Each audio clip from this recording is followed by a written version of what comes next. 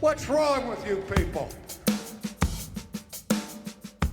Welcome to Not Another Baptist Podcast. My name is Matt Hensley, the pastor of Plymouth Park Baptist Church in Irving, Texas, and I am joined by Kyle, non-alcoholic beerman of the Replant team at the North American Mission Board, rocking his brand new batting practice cap for the 2023 World Series champions. That's right. The Arlington Rangers. How are you doing, my dude? Hey, man. I'm doing well. If any of our listeners are baseball fans, spring training games started this week. And so that means that baseball is back, maybe. And could not be more excited because for the first time ever, as you mentioned, the Rangers are the defending World Series champions. Yeah. Y'all don't know what that's like. There's a lot of pressure. Enjoy third place. But you know what else? What other time it is? What is that? It is almost time for the spring preview day at Texas Baptist College. And so wherever God calls you, TBC is committed to helping you get there. Attend preview day on March 22nd and see for yourself all that TBC has to offer. You'll get to visit the campus, meet current students, and explore what life at TBC is like. Signing up for Preview Day is completely free, so register now at texasbaptistcollege.com/NAB. And if you go through with it and you graduate, you may just get an autograph from Dr. David Dockery on your diploma. Kyle, how are you doing, man? We've already asked that. Baseball's back. You're doing well. You got a nice little hat on. Mine is in the mail. I obviously got the two-time World Series champions, the Houston Astros hat in the mail. Loving the little, nod to the old tequila sunrise. Can we say tequila on the podcast? Sure. We called the uniform. We do not condone drinking that because Kyle is an employee of the North American Mission Board. Anyway, moving on from there, Kyle, what are we going to talk about today?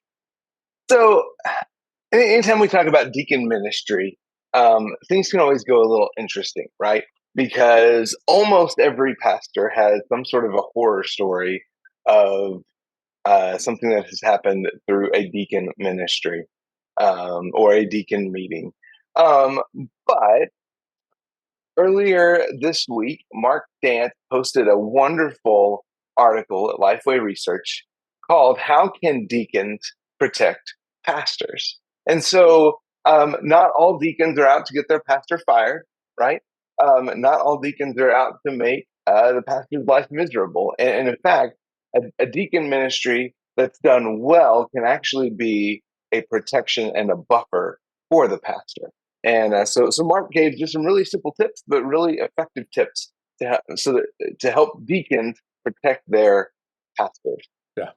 And he kicked it off before he jumped into some of the ways the deacons or elders, if your church has those, can partner with and protect the pastor. Before he even dove into that, he points out the very first deacon assignment was a, quote, all-out widow war that threatened the future of the Jerusalem church. And so without those first deacons, that first local church would have split. The apostles would have eventually burned themselves out, Dr. Dance said, and they were able to grow again once those pastors were able to redevote themselves to prayer and the ministry of the word. And so pastors and deacons, and I love that he adds this, have been imperfectly serving side by side for 2 millennia for the glory of God and the advancement of his kingdom. That's the goal. Glory of God, advancement of his kingdom. And we as pastors are imperfect. Our deacon body, imperfect. That is a match made in imperfect. I was going to say heaven, but you can't say imperfect heaven because that doesn't exist. That doesn't work. So we'll just call that Globe Life Field. Anyway, we realize that there's good, bad, and ugly. We all have horror stories, and we probably all have some glory days of times that we had a great deacon, somebody in our corner, all of that kind of stuff. And so let's consider some of these ways that your deacon can actually help you, not hurt you, how they can even protect you. So number one, and I love that he starts here, a deacon can protect you from your fans.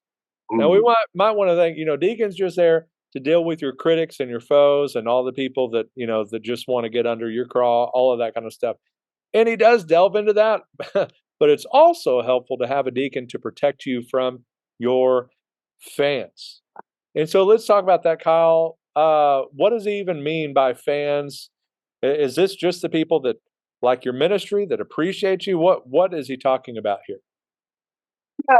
So in the crowds that followed Jesus, there were those who were probably asking more from Jesus than he could reasonably do. They wanted more of his time and attention than he could reasonably and responsibly give to them.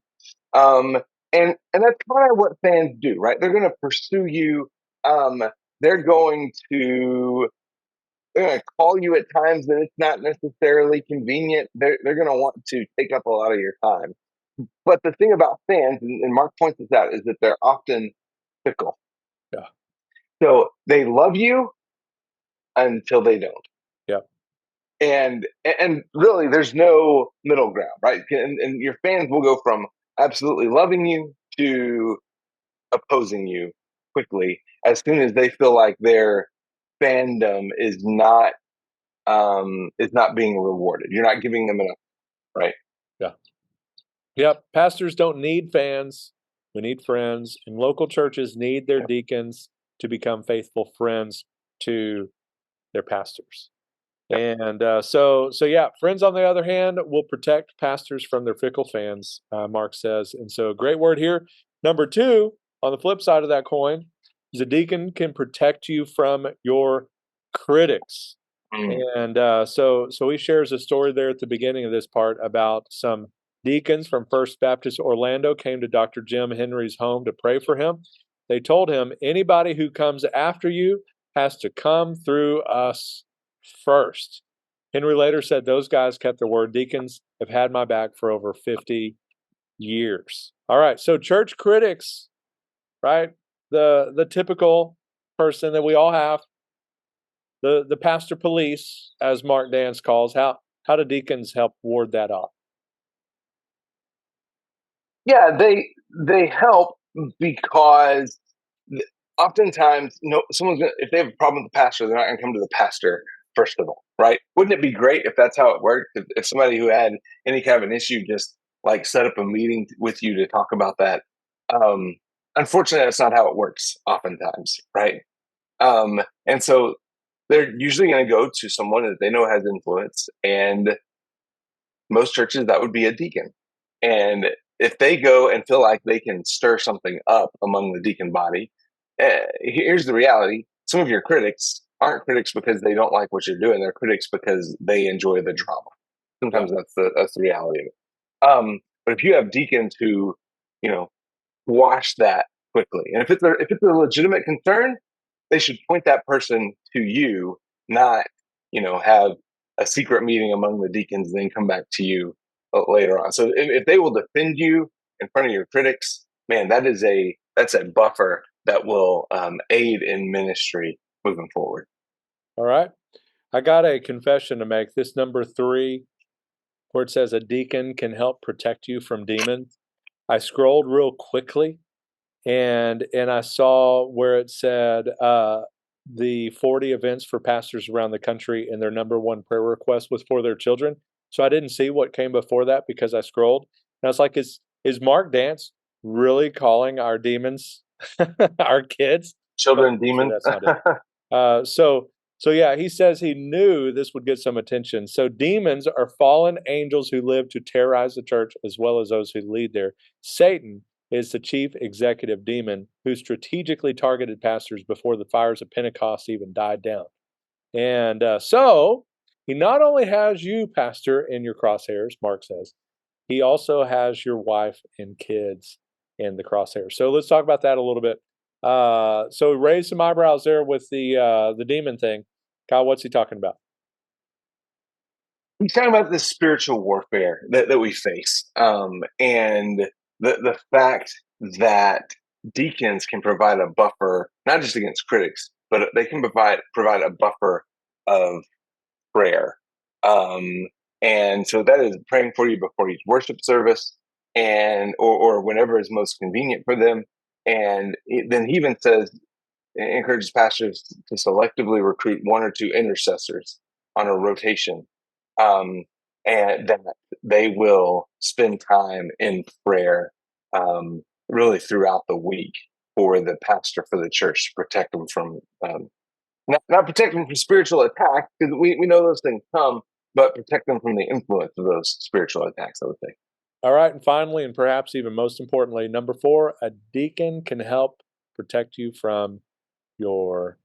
Yeah, yourself. I love that this says that the pastor in the mirror is much more dangerous than any fan, critic, or even the devil. We need to surround ourselves with trusted leaders who love us enough to protect us from ourselves. So this is ultimately about accountability here. And so Kyle, talk about that for a minute. Yeah, you look. This is not just talking about the temptation to sin, although that's real, and you need people in your life to whom you are accountable for those kind of things that you can share struggles with. But also, you need protection from your own dumb idea that you might think is brilliant, and having some accountability built into your church leadership will help protect you from making, unintended but dumb mistakes. And also, that can help you to avoid dropping the ball on some stuff. Because here's the thing: if you're in a smaller church and you have a group of 4 or 5, maybe even 8 or 9 deacons, they're probably going to know about things that are going on in the life of your people, in the lives of your people, that you're not going to find out about. And they can share those things with you, which will help you minister better and hold you accountable to shepherd well the flock that God has entrusted to you. Yep.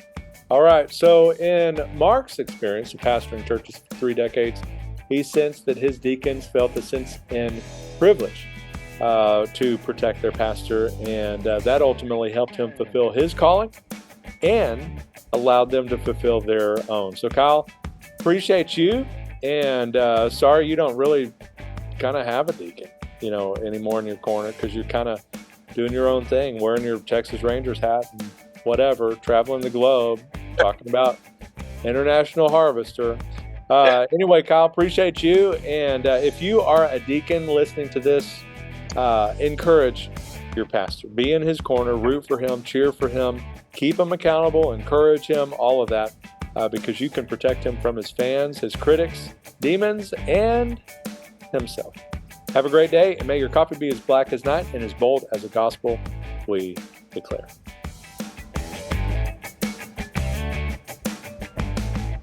What's wrong with you people?